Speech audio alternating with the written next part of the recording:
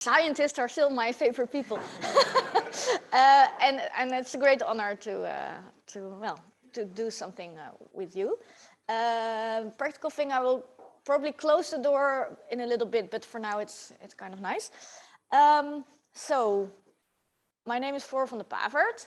I will tell you a little bit about my businesses until now and what I learned from them. My background is in physics. I studied experimental physics in Utrecht University. Here you see me during my master thesis. I was catching colloidal particles with optical tweezers. Actually, I was not that happy, and when I graduated, I kind of fled physics. Looking back, maybe it had something to do with not having female role models, but at the moment I really didn't think about that. I only had one female teacher during my entire 7 years of studies, and that was not a professor. So I did have no, no female professors. But,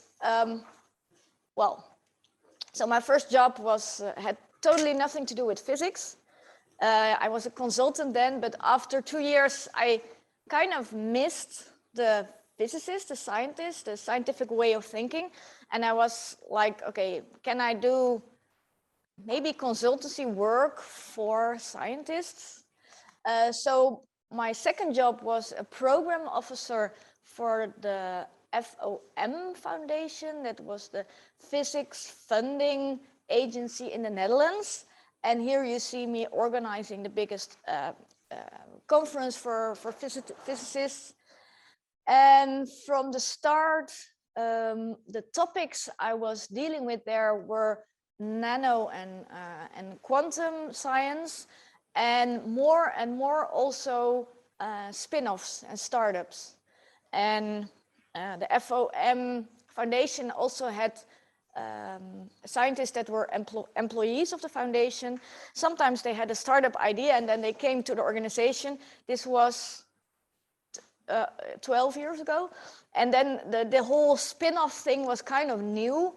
And the organization was struggling with, okay, what can we allow? Can we allow the employees to use the lab? Can they work on their spin-off in their own time? Could they work on it in the boss's time? And as a program officer, I was working on policy for that. And actually, I noticed myself getting enthusiastic about this whole entrepreneurship thing, and also thinking, well, could this be something that I could do? And what also was happening in Delft, there were two scientists. One of them was employed by FOM, and they had a spin-off idea. They were making single photon detectors.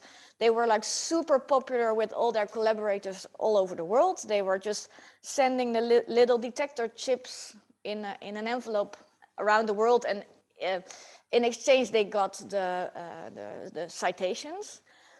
And they came to me, and I actually advised them, you know what you should do? You should add an entrepreneur to your team. And I even brought them in contact with entrepreneurs in my own network, but that didn't work out. And finally, I was like, wait a minute, there's like this job opening in front of me, like entrepreneur in this team.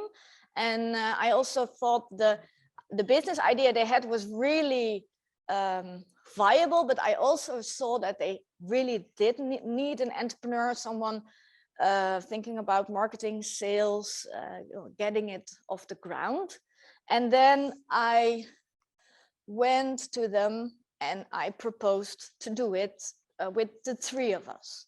And well, they said yes. And we founded Single Quantum together. We all got 1/3 of the shares. Later, I heard that this is often called the physicist way, just evenly dividing the shares of your company. And here you see me with Sander Doornbos, one of the other co-founders. What did the company do? This was different when I made it. So the detectors were superconducting nanowire single photon detectors. They were at that moment, I think, the most sensitive detectors for that wavelength range. And I can feel that it's a little bit rusty explaining this part, because I hardly do that that often. So there is this detector area, which is about 10 micron, and it is a superconducting nanowire, and you put a current over it, and when a photon is absorbed by the wire, this superconductivity is very briefly broken, and this gives you the detection event. And you have to put them in liquid helium to operate it, because it has to be below 3 Kelvin. And we developed, well, here you actually see it, we developed like a closed cycle cryostat with the detectors inside of it, and then it was fiber coupled. And when I started the company, there were already like 4 or 5 clients lined up who actually committed to, okay, I really want to buy this from you if you can successfully develop it. And this was for me really the reason to step into it, because I thought, okay, if you can sell them for 100,000 or 150,000 euros, and I had seen what the costs were, I thought, okay, this is a good lift up for the company.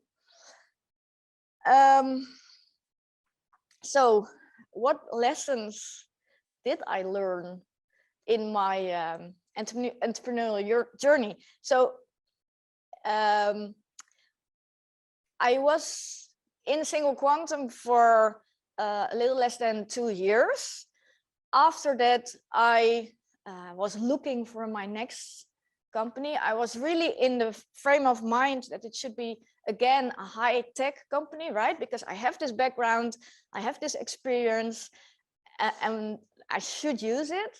But and I was like doing trial out collaborations with scientists, and I was talking to tech transfer offices at all kinds of universities, but I was never like really satisfied.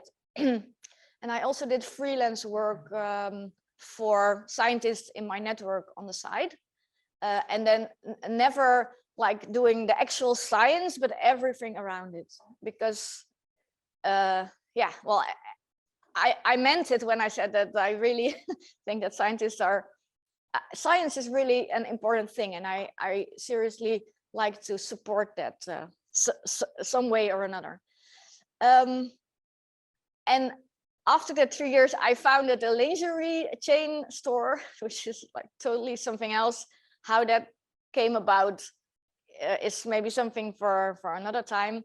But that was 6 years ago, and right now this lingerie store, we have 2 physical stores and a web shop. I have the plan that there will be like 12 physical stores in the Netherlands. We just broke the milestone of a million turnover in 1 year, and we have 26 employees in SuperBra at the moment. So this is like my entrepreneurial journey until now, and what lessons did I learn? So what happened with Single Quantum is that we actually went into a fight. These are the 2 co-founders, and well, we kind of broke up. We ran out of money, and we had a really different opinion on how to deal with that. And the proposal that my co-founders did was, in my opinion, in the category of fraud, and I didn't want to do that. And well, then I stepped out. So you have to understand that if you start a company together with someone else, that's actually a bigger legal commitment than getting married. So you have to be super sure about it. And this is something, looking back, I hadn't spoken or seen Sander ever at the moment that I went to Val and proposed to him to do it with the three of us. And looking back, this is like crazy. It's like, okay, shall we get married with the three of us? But I have not met one of the people before. It also turned out that they were always agreeing, always, or actually Sander was always agreeing with what Val was saying. So for me, it was kind of hard to be in a team with them. So before you start, you have to talk through everything. What is your vision? Do you want to grow as fast as possible? Do you want to do or do you want to do the most interesting developments? Do you want to attract outside investors? Or are you okay with maybe a loan from a bank or another party? All these things you better discuss before you sign the papers. And also, do your conflict resolution styles match up? Yeah, how are you if you're not agreeing with each other? Do you fight or do you constructively work through it? So you have to also go out and have a drink with them, do some, I don't know, survival course with them, really get to know them. You have to make a good shareholders agreement, and in it should be everything about the worst case scenarios.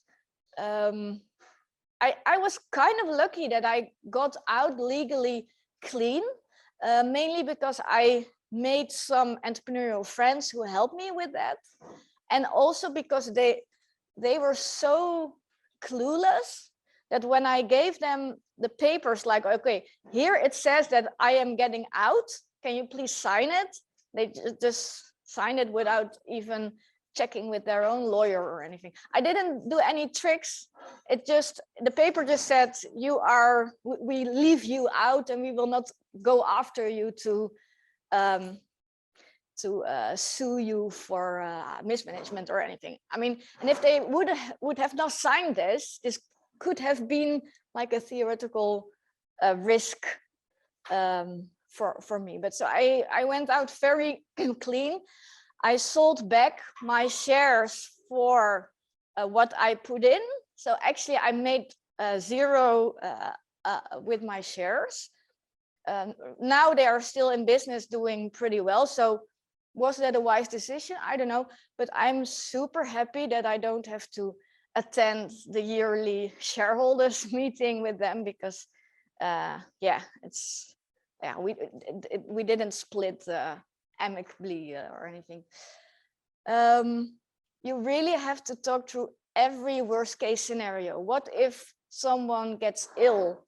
What if someone dies? What if someone will get a child and has to I mean, this is not a worst case scenario, right? This is a happy scenario, but you still have to discuss, okay, what if you will have a child and you want to work part-time? How does that translate to what you actually get out of the company? I mean, it's not fair if you all say, okay, we will work all full time, and then all of a sudden someone will work for 4 days and still get the same out of it. And then, well, this is actually an important part, and it's a pity that something falls over it. This is not something that happened to me, but I have seen and heard it happening to people.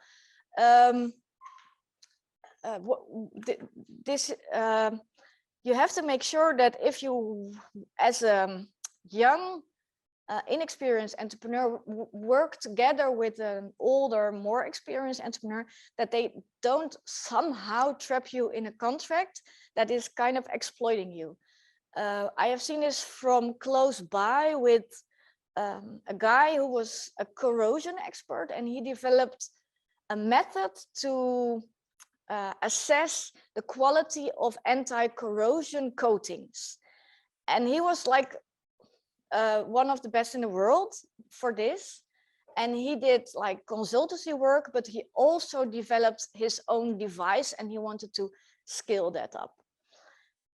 But he was in a contract. He was actually, he had like a co-founder of his company who was not actually doing a lot, but still had a large part of the shares of his company, and also got like a monthly fee of about 2,000 euros because this was in the contract. And when they started, this other entrepreneur was like, no, I am like very experienced in my network and in marketing, and I will do that. I will, and this is worth 2,000 euros per month, but he didn't deliver. And it was also written down the contract that he just couldn't get out because all the IP, I don't know, it was like all the IP he would generate in his life or something was owned by the other guy. So it was like a serious headache altogether. And you really should think well, but also have it checked by people that you trust, and also legal people. So don't get too attached to your business plan. If you start a business, you probably need something that you call a business plan, but don't put weeks and weeks of work in it in the beginning. Just make some slides where you just put some thoughts on it and polish it nicely. So, well, you can sell it, but the thing is, if you start, you don't know anything, and you have a new business with a new product, with a new technology, and you don't know anything. So don't pretend that you know anything and write it down. What a good tool instead is a business model canvas. I'm not going to explain everything, but it's just kind of versatile, realistic, to help you think about your business idea. And so what I just mentioned, if you start, you only have assumptions. Even if your product is something that you use yourself, maybe it's like scientific equipment that you are really used to using yourself in your lab, but still then don't assume that you know anything about the market out there. So you have to force yourself to go out of the building and talk to potential customers. Talk, and do mostly listening. There are no facts. This is a saying. There are no facts inside your building. So go outside your building, and and work on that business model canvas. And it's this is not easy because a lot of tech entrepreneurs are super product oriented, and they like developing in their lab and adding features, and okay, this is going to be the best machine ever, and adding features, but maybe you're putting way too much time in feature X and you're missing on feature Z, while feature Z would have been super easy to add. And you only know that if you talk to your customers. Then sales, selling your products. This was what I learned the most about during my my time at Single Quantum.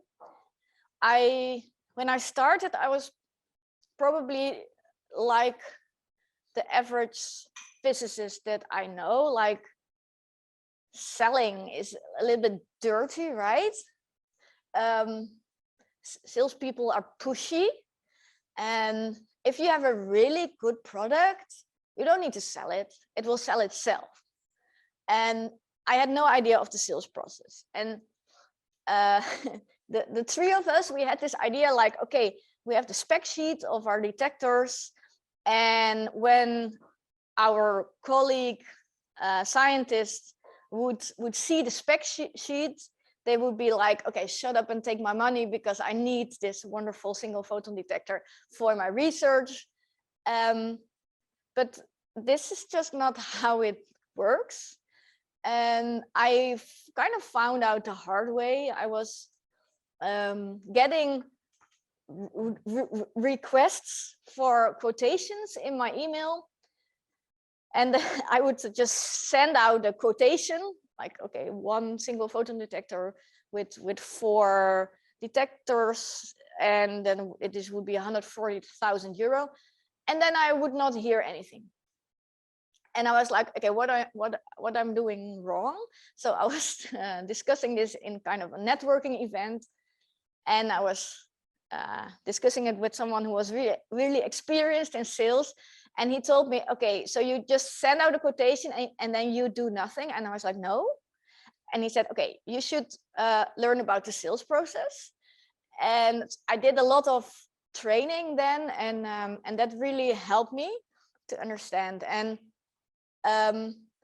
well, so what this guy on the networking event told me, if your margin is really as good as you say, and you sell your products for 140,000 euro, then if you get the request for a quotation, doesn't matter from where it is, you say, oh, I happen to be in your neighborhood in 2 weeks. How about I come by your lab and show you and give you a demonstration and just buy the ticket and go there and sell the damn product. And I was like, okay, I should learn more about this. So sales is a thing that you should put effort in. This is what I learned. It is about building relationships, because this 140,000 euros, they will not happily fork that over to a really early stage startup if they don't trust you. So you have to build that relationship and build that trust. And you also have to ask a lot of questions. You have to listen. You also have to understand, okay, what are the barriers for you to sell this product for me? In science, they often need to apply for funding, right? If they want to buy a product this expensive. And there are deadlines. So maybe the next deadline will be in 3 months, and then the results will come back in 6 months. And then there's this internal process in the university, which maybe also takes a month. So the sales cycles for this product was actually over 1.5 years. And this is something that you really have to keep in mind. Sales is a numbers game. So you start with a long list of all the scientists in the world that might be interested in a super fancy single photon detector. And I literally did cold calling. So just call the scientist up. Hey, I'm from Single Quantum. We developed this single photon detector. I happen to be in your neighborhood in 2 weeks. Can I maybe visit your lab? I did a lot of traveling in Europe and also in the States. And then you have this long list, and half of them say, no, why are you calling me? Please don't call me. I hate cold callers. Oh, okay. But then half of them are like, oh, well, that kind of is interesting. I don't have time right now, but keep me informed. And then you have, well, etc. And then there is this small part that is like, okay, yeah, you can come by my lab. And this small part, you do the next step. And then if you have done the visit, you still have to do the follow-up. And are you interested? Can I help you with your funding application, etc., etc. Because it's a numbers game. You need, well, it's really good if you use software to support you with that. So use customer relationship management software where you can put in, okay, I visited this lab on that date. We talked about that, small talk, 2 children, etc. It's not my strongest part, but yeah, that helps.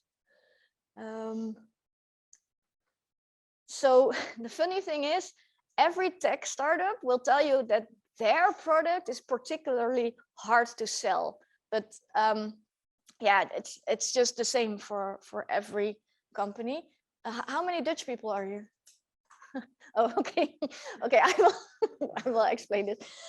So tech entrepreneurs will tell you it's really hard to explain. Many parties are involved in this process.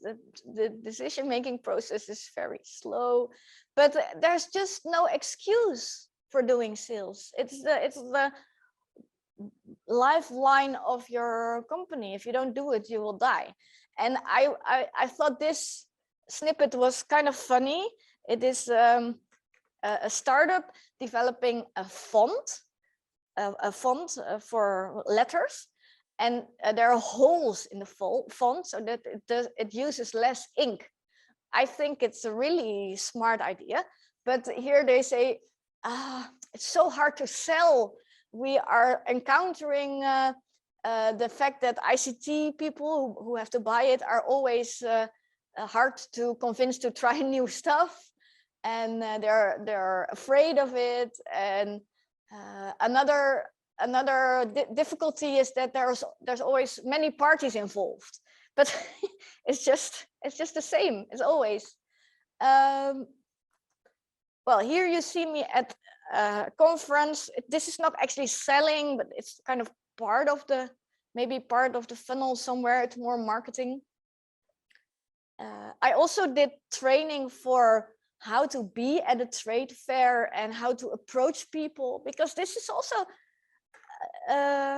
who has been at a trade fair, or like who has never been at a trade fair with these business tables. And so there's a difference, right? Sometimes they come after you and they offer you sweets and pens, and sometimes they are just maybe in their phone. But you can get a lot more out of it if you actively know what to do. So you have to understand the concept of a beachhead market. What I am regularly a reviewer for funding applications from tech startups for the European Committee. And what I often see is, well, like we developed this new kind of nanoparticle coating, and actually you can like do anything with it. You can put it on windshields, you can put it on your teeth, very clean teeth. You can do it on medical instruments, blah, blah, blah, blah, blah, everything. And it's the hard part is everything that I told until now, the understanding the sales process, understanding your customers. If you want to do that for all those application markets, that's just not realistic, because you are a tech startup, you are probably with 2 or 3 people. So doing it for one market is already super hard, but that is what you can try. So you have to, from all these possible application markets, you have to select one, and this is your beachhead market. It's like a stepping stone from which, if you succeed in that market, if you actually will make money, then you can go from there to maybe the next market. But don't try to do it all at once. Focus is really important. So if you start, you might not be sure how are you going to make money. If you hear people talk about business model, what's your business model? I used to hate this question or this word because it sounds so businessy. But the thing is, what's your business model just makes how are you going to make money? And it is a valid question, because a lot of tech entrepreneurs haven't thought through their business model. So if you start focus on that, and if you found it, then focus on value creation. And value creation is sales and attracting good employees.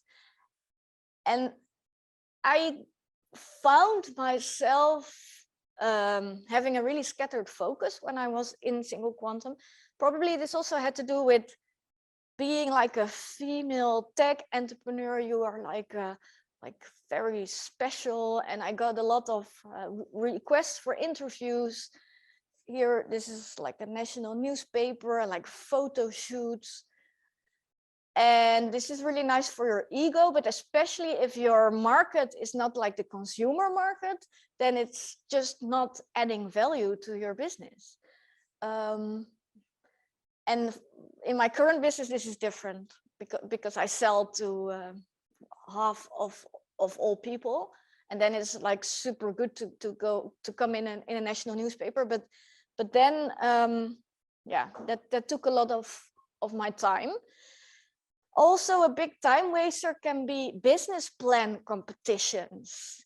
There's like Accenture, okay, like this kind of mediocre consultancy firm, and they are like, okay, we want to associate ourselves with spin-off, high-tech spin-off entrepreneurs to make ourselves look cooler. So they put out like a business plan competition with a lot of time for the entrepreneurs and a lot of training, but a lot of the training is focused on pitching, and pitching is actually focused on finding an investor. But in the beginning, it's much more important to find out what you're actually doing, talk to your customers instead of finding an investor. So I was like practicing pitching while I was not looking for an investor, and this didn't make sense. And also, investors have a certain mindset that is not always aligned with what is actually needed in that company, because we were starting in a niche market of scientific equipment with Single Quantum, and there was maybe a chance that the product, the single photon detectors, could be used in medical equipment, for instance, and also this radar technology where you LiDAR. So we put that in our pitch if we were practicing with a pitch competition, and those investors were like, oh, tell me more about the medical equipment applications, because this is a huge market, right? And then I was like really tweaking in my pitch the examples for medical imaging, and it didn't make sense, because at the same time I was not reacting to the requests for quotations from real potential customers from this niche market. So this business plan competitions, I am super critical about this. Also subsidies. Before you apply for funding for a subsidy, make sure that you know the success percentages. If it's less than 3% and you have to make 50-page application that will take weeks from your time, and then you can maybe get 60,000 euros. What would happen if you get on that plane and do that lab tour and sell three products in that time? So this is something that you have to keep in mind. It's focus is of course still right now a challenge for me, but because I'm still combining my work for SuperBra with doing sometimes consultancy work for scientists, but I have a hard time saying goodbye to that. But yeah.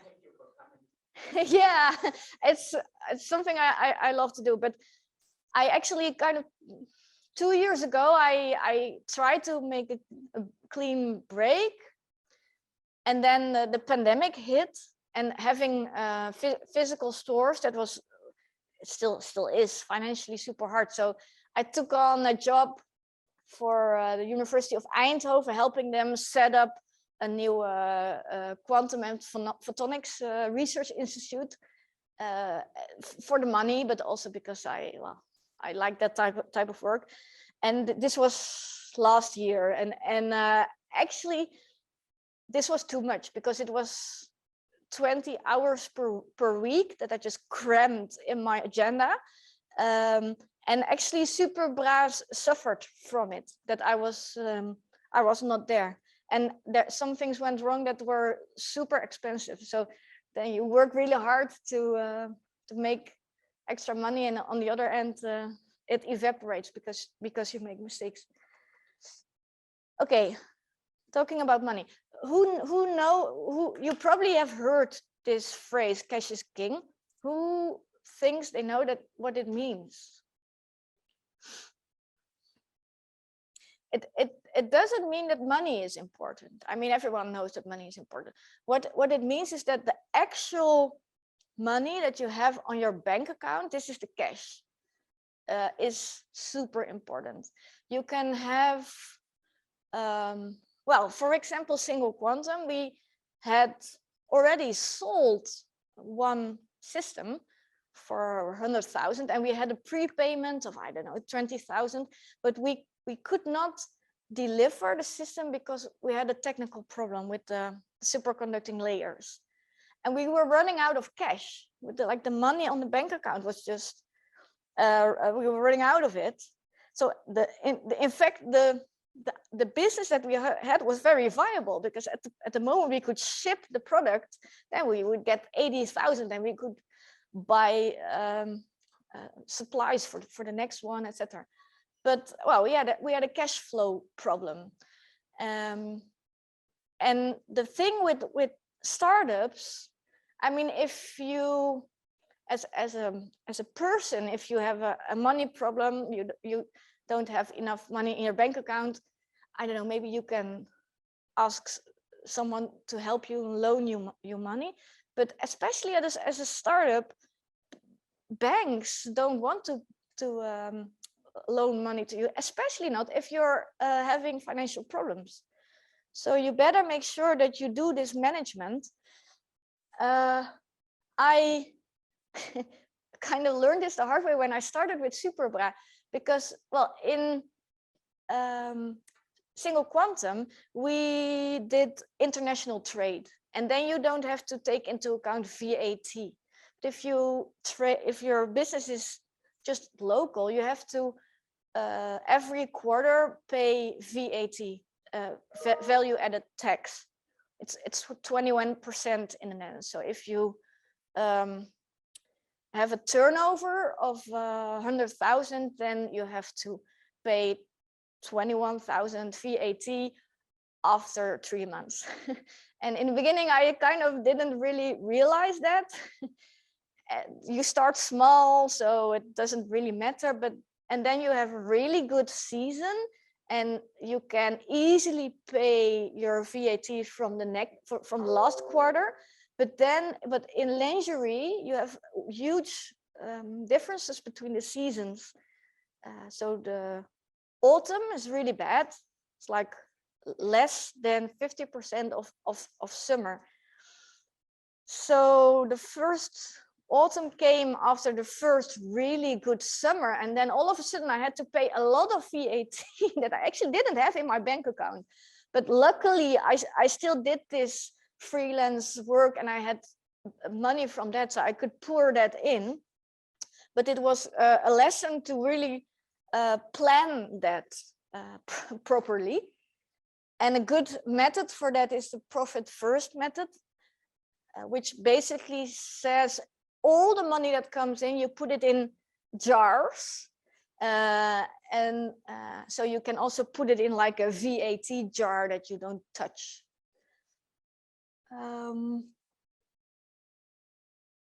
This is something, so you want to have every month insights in your profit and loss statement. You want to understand, am I actually making a profit or making a loss? And this sounds easier than it actually is, because when I started SuperBra, I had my old accountant that I also had when I was doing single quantum. And I worked with a financial coach to implement this profit first method. It's an easy method, but I wanted some help with it.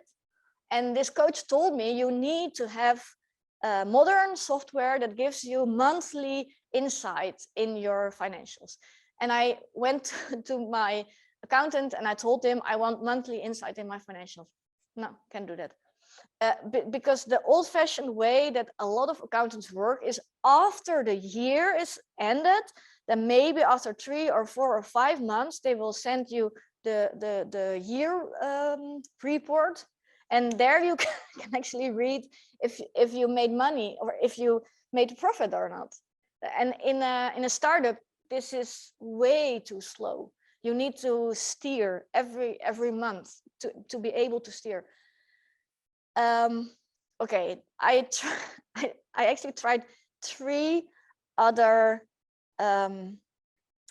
no, the Indians, the Dutch guy again. Yeah, I'm in my 4th accountant now in SuperBra, and I'm finally happy how they do it. So we're now at the point that we have monthly insight. They were too expensive. Now I have an internal administrative accountant person for 2 days a week, which is like heaven. It's like the best decision I ever made. Yeah, so probably for most high-tech startups in the beginning, this will not be a super important thing, but it is an example from SuperBra that I'd like to share with you. If you have shops, then you have stock. So the products that are in your shops. And to give you an idea, we have 2 shops and the value of the stock, this 100,000 per shop. So it's actually the value that I pay if I buy it from my suppliers. Normally it's about 100,000 per shop. And what happened last year, because of the pandemic, we were allowed to delay taxes, the value added tax, but also the salary tax. And normally there is this kind of mechanism in my head in making decisions on buying new products. It is related to how much cash we have on the bank account. So maybe if I'm under 50,000 or 40,000 in total, there's like this light red alarm bell going off, like, okay, take it easy.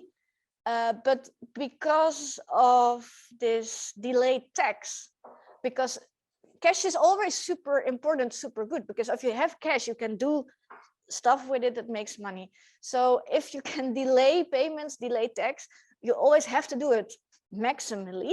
So I did it maximally, and we had a huge pile of cash in the beginning of the summer last year. We had huge pile of delayed taxes on our bank account, and I was working really hard in this freelance side job, and I was not paying enough attention to the value of the stock. I was not enough in the shops because it was a pandemic, so you was not supposed to go out of your house. I was sometimes getting signals like, oh, it's a little bit crowded with products here. Is it okay if we put these boxes in the back and look at them later? And then I normally look once a month, twice a month to the value of my stock, but I was I was working on a new method for buying stuff. So in my head, I was like, no, I'm working on it, so I don't need to check it right now. It's a big mistake. And then I checked it after 2 months. And actually there was 90,000 too much stock. So the total stock was 290,000. And it was like crammed in the shops, and there was so much stock that they just couldn't open the boxes to process it. So it was just standing there doing nothing. It was just money, dead money. And that was kind of a really hard thing to come across. And well, it also shows the connection between cash and stock.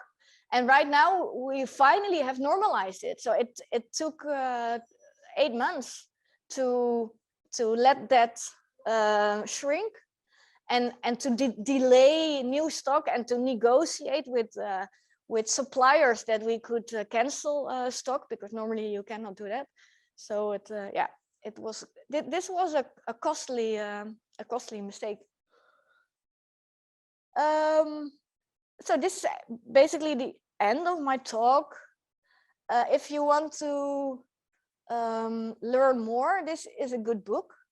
It is, I mean, it's not easy, but starting a tech company is not easy, but it is very structured. So it's like 28 concrete steps that you can follow. And this guy is also, I think he is a physicist himself. So that's always like a stamp of approval, right?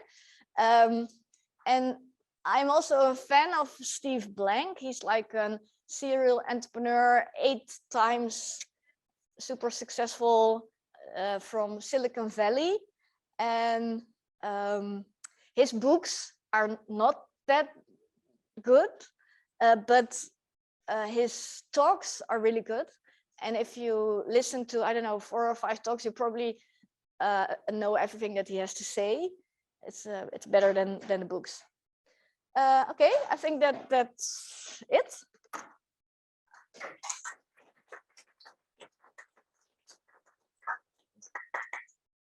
Do you have any questions?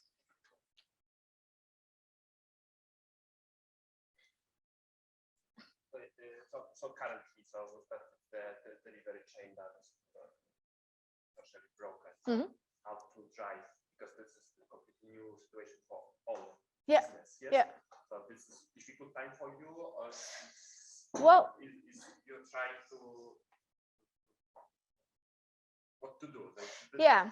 So funnily, these mistakes that I made last year of buying too much, ordering too much, it's like literally standing in the warehouse of my suppliers, waiting for the moment that I say, let it come.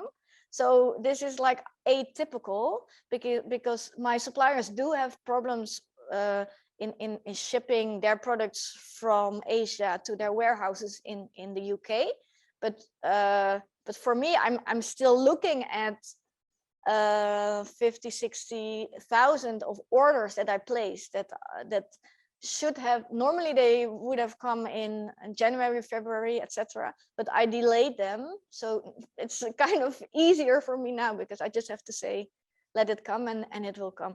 So it will depend on how it develops, of if it will become a problem for me. Maybe next year or something. Yeah.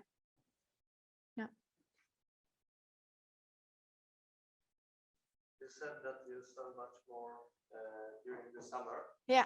What is the reason? People are happier, spend more money because of more sun, and this is a no, it's very lingerie specific. We also sell swimwear, so partly it's because of that. But still, to be honest, I still don't really understand it, because for me, it's lingerie is something that I like all year round, and not. But in March, it's really like someone opened the door and everyone comes out, and it's like, I want new bras. I still don't really understand, but it is one of the biggest challenges in SuperBra, because the way we are different from other lingerie stores is that we give super good advice, and we train our SuperBra fitters to give that advice. But the training takes a couple of months until they can independently help clients. So my team is like super well trained, but it somehow has to expand in summer and contract in winter, or in January and February and in autumn. So how am I supposed to do that? So I still didn't really find out, but yeah, working on it. Yeah. Yeah, we do. It's about 15% of the total, and I have always super mixed feelings about the online sales, because the thing is, in the fitting room, 98% of the times we give a different advice from the size that they are wearing, and we have this whole process where we kind of support them in getting used to the feeling of a well-fitting bra, which is tighter than they are used to, but really works better for them. But you have to reassure them that the feeling that they have, etc. So it's 45 minutes, and it's a serious process. So online, if they haven't been to our shop before, you cannot do that process. I mean, we did do the Zoom bra fittings, but it's just not the same. So so I don't want people to come to the web shop to buy there if they haven't been to the shop. And I know that not wanting this loses me money, but it's more important for me that they actually get this feeling, this wow effect. Yeah.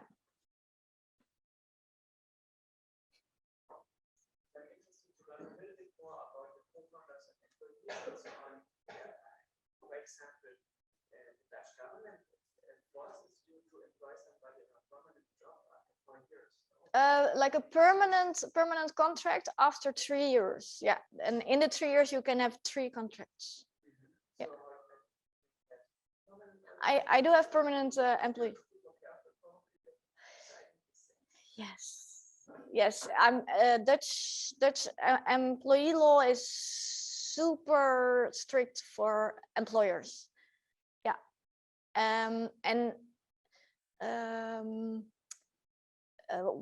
Well, we have this opportunity, and right now we have 2 people with permanent contracts, but yeah, I'm also getting better in this. Like, for instance, if you're like kind of positive about an employee, that's not enough to offer a permanent contract. And I'm also getting better in these talks, right? Like letting someone know, no, I'm sorry, we're letting you go. Yeah.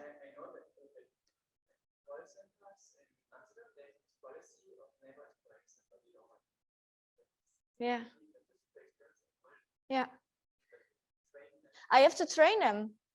Yeah, and that takes that takes also time and thus money, and also personally, I don't want to operate in a model like that, right? Like disposable people. I could have chosen for payrolling construction, but I didn't want that, because I want to be a good employer. But it's in the Netherlands, it's well, the laws are super strict. Yeah, I gave someone a contract, 3rd contract, and they called in sick on the 1st day of the new contract. Like it was already a bit, but it was like going up, and I was like, okay, but she's like super valuable for us, and then she called in sick for 100%, and we're now 10 months further, and she is now back to 60% or so, and it was like 6-7 months with nothing, and you have to yeah, there's all kind of rules that you have to follow. Yeah. Yeah, so it's me as a founder. Which is nice, but also sometimes kind of lonely. And every shop has its own manager, and then there is a manager of the managers, which is like kind of my number 2 operational manager. Yeah, and we have a marketing manager. Yeah, and then there are the SuperBra fitters, and we have the we call that shop help. So mostly that's like 16, 17, 18-year-olds. They are very cheap. So, and they can help with putting the bras back and running the cash desk. Yeah. Yeah.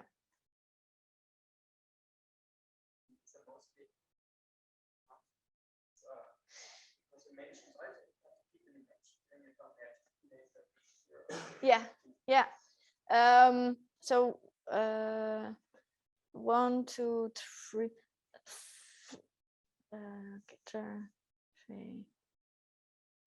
4 full-time employees, and for the rest it's part-time. And actually I have too many part-time employees right now. I came to the conclusion a couple of months ago that I would like to have less people who work more hours per person, because we do a lot of management for someone who maybe works 2 days a month. And this is really things in a new company you have to find out the hard way. And then, but then these contracts are still running, right? I am not allowed to just break it off. So maybe I can talk to someone and say, hey, for the past 2 months, because we asked them if they're like flexible workers, like when are you available? And then it's like, for the past 2 months, you haven't given us any availability. So do you still want to be in the team, or maybe it's better to say goodbye? Yeah. Yeah.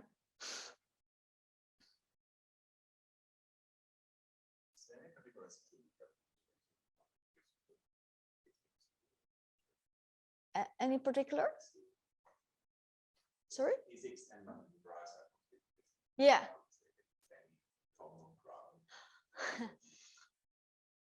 Like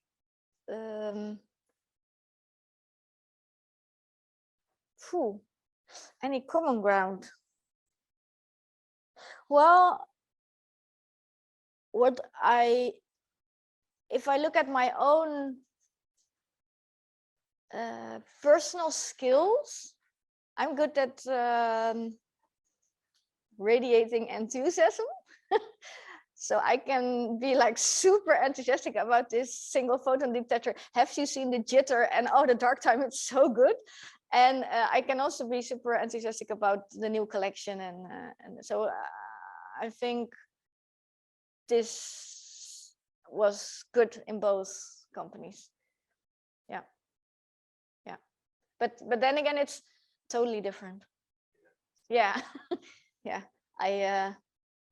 I have this joke that maybe one day I should bring to the market a bra cat bra, and then it's like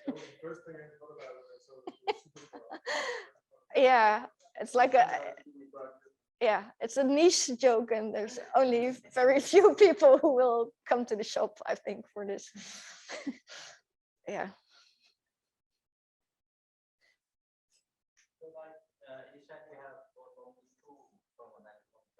Yeah. So rest of these managers in the different layers. So this is it just makes use of the existing ecosystem that actually market offers you. I'm sorry, could you repeat it? So in your company, yeah, apart from you, you have 2 permanent contracts. Yeah. And so when you say, let's say yourself, and then you have managers, and then you have other working for that. Yeah. So this is part of this market structure that's already existing, and you said to be manager. I sell, no, they're employed by me. It's not like, These managers are also temporary contract. Yeah, it's a little bit complex. The manager from the shop in Utrecht just recently left. She had a temporary contract. The shop in Utrecht opened 2 years ago, and then she started with her first contract. And yeah, and the manager of the shop in Rotterdam has a permanent contract, and the manager of the managers also has a permanent contract, and everyone below that has a temporary contract. Yeah, and then again, there is a difference between I don't know the words in English, like the super flexible workers that we can just call in theory and say, hey, in 5 days we need you in the shop, you have to come work, and the employees with fixed hours, so they have a contract where it says you work for 20 hours in a shop. Yeah.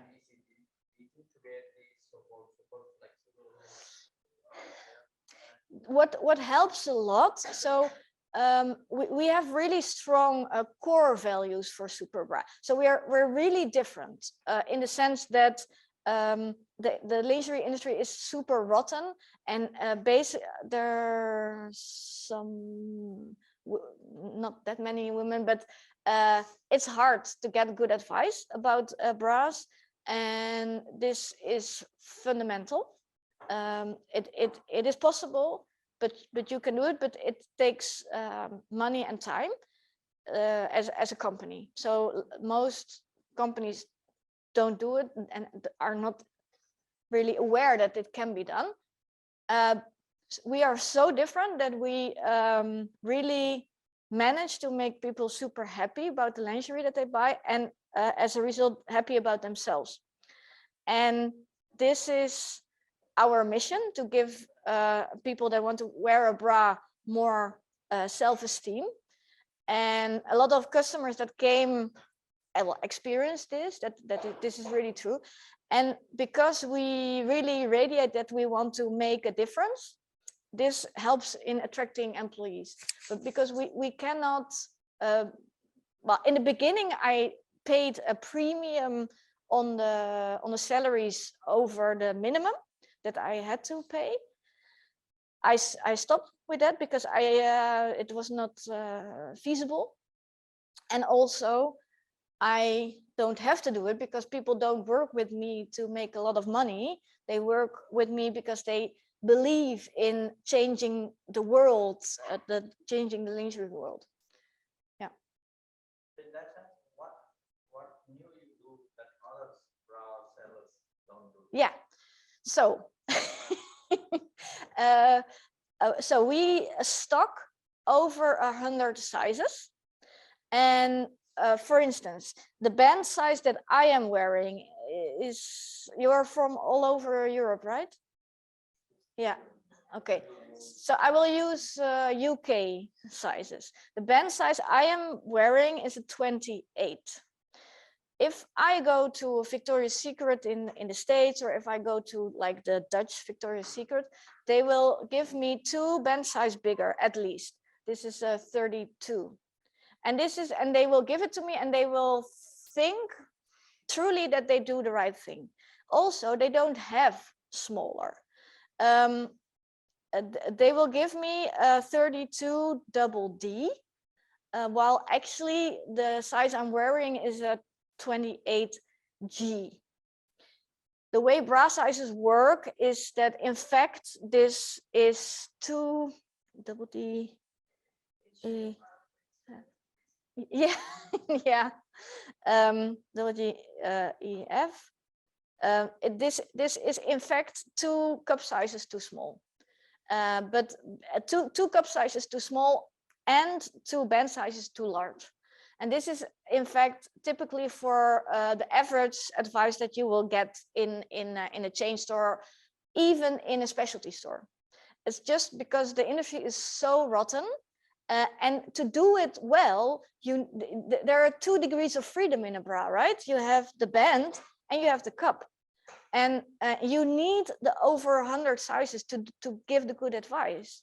And for a lot of people, well, for a lot of women, this is really like a trauma, because they are in the fitting room from some kind of chain store and they get the bras, and they don't know that it can be better, but they see themselves and it's just all propped and hanging and squished.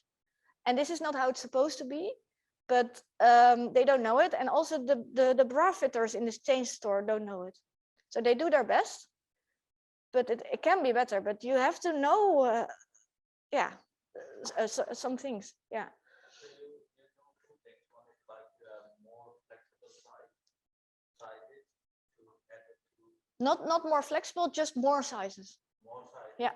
Plus customer satisfaction to ensure that Yeah. they wear it correctly. Yeah, and also, well, the women are so often so traumatized, especially if they have, for instance, a large cup. Then they have been to other stores and maybe they got two models, like in black and beige, like super old-fashioned models. So they have always in their mind, in my size, I cannot choose. So we make an effort to make everyone feel normal. I mean, not even like just normal, right? Of course, in yours 32 double G size, we have 3 bikinis, a sports bra, a nursing bra, 5 nude colors, wired, non-wired, padded, non-padded, in a range of colors, of course. But I mean, this is super hard. No, I really impressed because I just went to sports bra. Yeah. So like years ago, because it was just easier. Yeah. Yeah, but it's, I mean, and it's so super strange because almost all women wear a bra, but at the same time it's like kind of accepted that it's seen as a torture device, and of course you will take it out at the end of the day. It doesn't have to be like that. Yeah. Yeah, and also like sports bras usually are comfortable. Yeah. So Yeah, and also a lot of women think like comfortable and nice looking is just not going to happen. Yeah. How much is the impact of the fashion industry, this brand, etc., on your business? Sorry. Like if there is some designer launches different type of, let's say, in a different type of bra. It's some model. Could you the modeling industry, fashion industry, how much impact it has actually on your business? Ah. Because if one of they are slightly different cut or whatever it is. Yeah. So if I understand you correctly, you really fluctuate your sales. so did you ask the modeling industry or Fashion industry? industry? Yeah. Models, So like which colors are in fashion or whatever they do, yeah. every summer they are Well, the lingerie industry is kind of conservative. Probably also because you have so many sizes. So at the moment that you say, okay, black is out of fashion now, then you have like a normal shop would have like 50 sizes that they have to sell first and then bring in the new or orange is a new black or something. So color wise, you have like 4 seasons a year with new colors, but you just try to take a little bit, not a lot. And also there are trends like more wireless. This is has also to do with the pandemic, right? So we are more inside the home, and I'm not super happy with it because like the wires have a bad name, but they have a function. And if you have a well-fitting wired bra, then it does way more for you than a well-fitting non-wired bra. So this is a trend that I'm not super into, actually. No. So after you had developed bra, and you went out and wanted to be a shops, what was the biggest need for So after I made the bra, And you had the idea. yeah, yeah, And you put it out on sales, yeah, even everything, but now you have to go out. yeah, Build a store, yeah, you have to find a place, you yeah, have to come up with materials and yourself. yeah. Yeah, I visited a lot of other lingerie shops to see what works, what doesn't. I interviewed potential customers to hear what they think is important, for instance, in the fitting room. So like you can live in my fitting rooms, especially nowadays. I could like rent it out to a student or something, but and the light is very friendly, and we have a lot of hooks. We have always like a kimono hanging there, and I like doing this. And I did a lot of shopping secondhand to give it a little bit of a vintage look, because I wanted also in the interior to make sure that people that the message is we are not the same as other lingerie stores. So also I chose green as the basic color, which still is the basic color, because there's not a lot of green. Actually, nowadays there is more green lingerie, but then there was not a lot of green lingerie, and like pink is so cliche, right? I wanted to keep far from pink, and I wanted it to be hip, but not hipster. So we do have the floor like this in Utrecht, and with the rugs and everything, but I don't want you to come in and think, okay, am I hip enough to be here? Yeah. And what also a really big challenge, because one of the core values is diversity and body positivity. So I really want people from all sizes and also all colors to feel represented and welcome. I wanted mannequins from so the dolls that you put in your shop window, from different sizes and different colors, and it was not there. It was not, I couldn't buy it. So finally I like 6 years ago I had to buy it in China, and had to ship it by air, which was super expensive to have it be on time. And 2 years ago for the other shop I had dolls painted to give them other colors, but yeah, this yeah, I mean it's crazy, right? Yeah.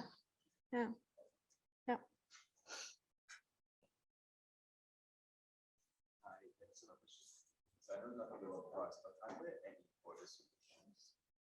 I don't know, like I don't know, like integrated t-shirt or Yeah, it's a good question. I always have to laugh, because like a couple of times per year there's some kind of bra startup in the States or in Silicon Valley, like we solved the bra problem. And actually we have had one in the Netherlands as well. This was a lady. She did her master's thesis on 3D scanning the breast and then 3D printing like a kind of a wire, which was more like a wing from 3D printed plastic, and then she made the bras based on the 3D scan, but she stopped with that company. So is that some sort of elastic? No, it was just a hard, the wire was kind of hard material. Yeah, but the thing is, if the wire is on the right place, just in the breast crease, then there's no issue with comfort whatsoever. Because, yeah, so the thing is, I actually like the bra as a product. It's a really, it works if you have the right size and model. So why would you do something else? I mean, what you also see is a trend that people just give up, right? I mean, a lot of young women just say like, no, no, I'm not going to wear bras. No, this is and if you go into a lot of department stores, you see a lot of bralettes. But and also there's this whole movement, right, of just not wearing a bra and having clothes where it doesn't matter that much that you're not wearing a bra. But at the same time, luckily for me, there is still this beauty standard of wanting the breasts to be at a certain height and in a certain shape that you can actually only get from a proper bra. Yeah, but it is an interesting question. Yeah. How do you get some sort of like quality, not quality control, but some sort of like stamp that this product is certified by, let's say, European, whatever that standard. For bras or in general? For bras, it's more. It's like my suppliers take care of that, so they have super rigorous quality control. You see the stickers on the labels, etc. And sometimes we get products that are faulty, that are just not sewed well, and we see that, or we get customers who come back with it, like a few percent, and then we repay them and we contact the supplier, and then normally they say, oh, you can get the money back, sometimes for the whole size range. Yeah. But this is a defective. Sorry? This control. Yeah. Yeah, we in the shop we don't have some kind of rigorous procedure to quality check. It's more in the using. If this few percent that is faulty, maybe less than a few percent, then we will react then. Yeah.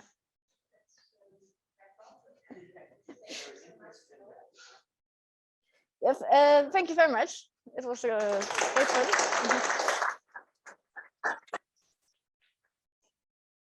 Yeah, it's too bad that my shops are not in Amsterdam. Otherwise, I could. Yeah, I hope next year. Yeah.